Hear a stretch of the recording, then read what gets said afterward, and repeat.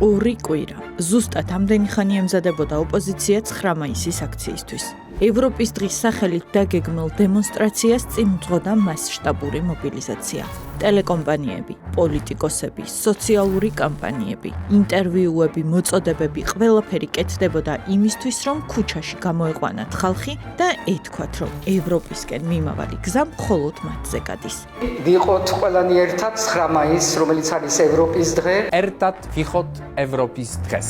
ყოველ 9 მაისს საღამოს 6 საათზე მეტროავლობართან ვიკრიბებით. ჩვენი ძალა ევროპაშია, ჩვენი ძალა ერთობაშია. გელოდებით. დღეს ვიკრიბებით სხვადასხვა ლოკაციებზე, სხვადასხვა სფეროს წარმომადგენლები. 19 საათზე ევროპის მოედანზე აღვნიშნოთ ერთად ევროპის დღე. ხვალ უერთდებით კულტურის წარმომადგენლები, ყველა დანარჩენ ადამიანს. და კვლავ აჩვენოთ ევროპას, ჩვენს პარტნიორებს, ევროპასა თუ ამერიკის შეერთებულ შტატებში, რომ ჩვენ მტკიცე ვართ ჩვენი არჩევანის წინაშე. დარწმუნებული ვარ, რომ ძალიან ბევრი ადამიანი მოვა. გულითადად გეპატიჟებით, მომბრძანდით, ვიკრიბებით პარლამენტთან და გვიერთდებიან ფარის ერთობის წარმომადგენლები. და ისინი იდგებიან ევროპის მოედანზე იმისათვის, რომ კიდევ ერთხელ გაანახონ ევროპას, რომ საქართველოს ადგილი იყო, არის და უნდა იყოს სწორედ ევროპული სამყარო.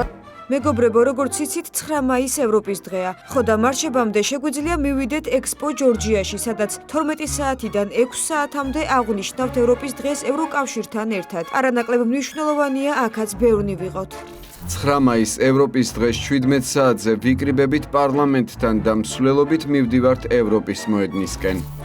5 ადგილიდან იწყება მარშები, საზმაო, რუსთაველი, მარჯანიშვილის მოედანი,ავლაბრის მეტრო, რესპუბლიკის მოედანი. 9 მაისს 17 საათზე მსვლელობები ევროპის მოედანზე ვიკრიბებით 19 საათზე. ძალიან მნიშვნელოვანია, რომ 9 მაისს ერთმანეთს დავენახოთ. ვისაც გვჯერა ევროპული საქართველოსი და არა რუსულ ჩექმის ქვეშ გაატრუნულისა. დღეს ყველა ვიქნებით 7 საათზე ევროპის მოედანზე. თუმცა რეალობა სხვანაირი აღმოჩნდა. სამწუხაროდ მე არ მეგონა, რომ მე უფრო მეცველობდი და მინდა რომ უფრო მეტი ვიყო. გარედამკვირვებლებისთვისაც და თავად ოპოზიციისთვისაც მკაფიო იყო ერთი რამ. მიუხედავად ხმაურისა, მობილიზებისა, სიუჟეტებისა, კამპანიისა და მედია აქტიურობისა, ხალხი მათ გვერდით ისევ არ დადგა. აქციაზე მცირე რაოდენობით ადამიანები მივიდნენ, რაც ცალსახად მიანიშნებდა საზოგადოებრივ განწყობაზე, მათი და მათი კამპანიების მიმართ. ქართველმა ხალხმა კარგად იცის, ევროპასთან და ევროპულ ღირებულებებთან ოპოზიციას საერთო არაფერი აქვს. მიუხედავად წლები მათი ხელისუფლებაში ყოფნისა, ვერ მოახერხეს, რომ ქვეყანა ევროპულ გზაზე დაეყენებინათ. მათ მმართველობის პერიოდს არანაირი საერთო არ ჰქონია ევროპასთან და მისკენ მიმავალ გზასთან. პირიქით, მათი მმართველობის დროს ადგილი ჰქონდა უკანონობას, ძალადობას, ადამიანების უფლებების შელახვას, ციხეებში წამებას, ქუჩაში უდანაშაულო ადამიანების დახვრეტას, ქონების წართმევას და გაგულაკებას. დღეს კი ცდილობენ მიისაკუთრონ არა მხოლოდ ევროპის დღის სიმბოლიკა, არამედ ის სტატუსი, რომელიც ქვეყანამ დიდი ძალისხმევით მოიპოვა. ასოცირების შეთანხმება, უვიზო მიმოსვლა, თავისუფალი ვაჭრობა, კანდიდატის სტატუსი. ყველა ეს ნაბიჯი მიღწეულია ქართული ოცნების ხელისუფლების პირობებში, რომელშიც ქართველმა ხალხმა არჩეულ ხელისუფლებასთან ერთად უდიდესი როლი შეასრულა. ქვეყანას აქვს კანდიდატის სტატუსი ქართული ხალხის დამსახურებით, მაგრამ კანდიდატის სტატუსის მქონე ქვეყნები დამსახურებით, ხელისუფლების დამსახურებით და ქართული ხალხის დამსახურება ის, რომ ეს ხელისუფლება ყავს ნამდვილად და ის, რომ კანდიდატის სტატუსი აი იმ ხელისუფლების დამსახურებით. ეს ის მიღწევებია, რომლებიც ემყარება არა ხმაურს, არეულობას, პროვოკაციას, არამედ კონკრეტულ პოლიტიკას, სწორ ნაბიჯებს, სტაბილურობას, რეფორმებს, დემოკრატიის განმტკიცებას, ადამიანის უფლებების დაცვას. ხალხის არ გამოსვლა ოპოზიციის აქციაზე არ იყო უბრალოდ ჩაშლილი აქცია. ეს იყო მკაფიო პასუხი ქართველი ხალხის მხრიდან, მათ მავნებლურ ქმედებებზე. ეს იყო ერთგვარი რეაქცია საზოგადოების მხრიდან. საქართველოს მოქალაქეებმა მკაფიოდ თქვეს, ევროპა ეს არ არის ოპოზიციური პოლიტიკური თამაშის ნაწილი. ევროპა არის გზა, რომელსაც ქართველი ხალხი ხელისუფლებასთან ერთად თანმიმდევრულად და მშვიდობით, ღირსებით მიჰყვება. თუმცა მიუხედავად ყველაფრისა, იმედი თავადაც გაუცრუვდათ. კარგად ნახეს, მათ დაძახილზე მხოლოდ ის ადამიანები გამოდიან, ვის ქუჩაში დგომაშიც ფულს იხდიან და რეალურად მოსახლეობის სრული უმრავლესობა სტაბილურ, მშვიდ განვითარებას უჭერს მხარს. მათი მედიების საშუალებით სცადეს შეექმნათ სურათი თითქოს ქუჩაში. 1000-ობით ადამიანი გამოვიდა. ჩვენ ვართ ძალიან ბევრი, ჩვენ აუცილებლად გავიმარჯვებთ. ევროპის მოედანი თავისუფალი პროევროპული წყობილი ადამიანებით გადაიუსება, მოხდება დიდი ერთობა.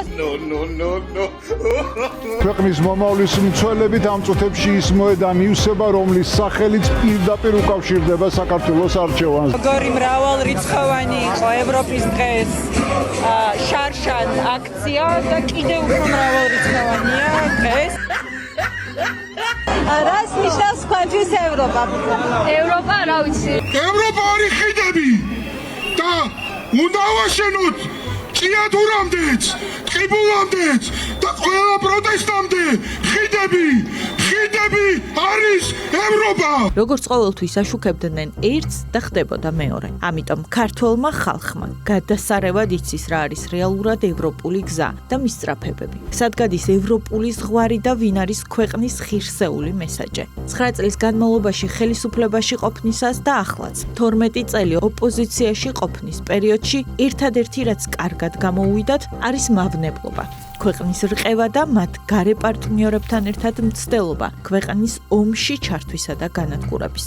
ამ ყველაფრის ფონზე ნათელი ხდება ერთი მნიშვნელოვანი ჭეშმარიტება. ქვეყნის ევროპული მომავალი არ განისაზღვრება ქუჩის ხმაურით. ის ყალიბდება სახელმწიფო ინსტიტუტების მდგრადობით, მშვიდობით, პასუხისმგებლობითა და გრძელვადიანი სტრატეგიებით, რომლებიც ემსახურება მხოლოდ საქართველოს მოქალაქეების ინტერესებს. იმ დროს, როცა ოპოზიცია ცდილობს უცხოელ პარტნიორებთან ცრუ ნარატივით ქვეყნის წინააღმდეგ იმუშაოს, ქართული საზოგადოება უკვე დიდი ხანია აკეთებს არჩევანს სტაბილურობაზე, განვითარებასა და მშვიდობიან პროგრესზე. ქართული გზა ევროპისკენ არ არის მათი პარტიული მონოპოლია. ეს არის მისწრაფება, რომელიც ეკუთვნის ხალხს და სწორედ ამიტომ ის ვერ იქნება გამოყენებული ვიწრო პარტიული მიზნებისთვის. ამ სიბრძნის უკან იდგა ყველა გადაწყვეტილება, ყველა ნაბიჯი, რომელიც საქართველოს ქართულმა ხალხმა და მისმა ხელისუფლებამ გაიარა და გავიარეთ ამაყად ღირსებით და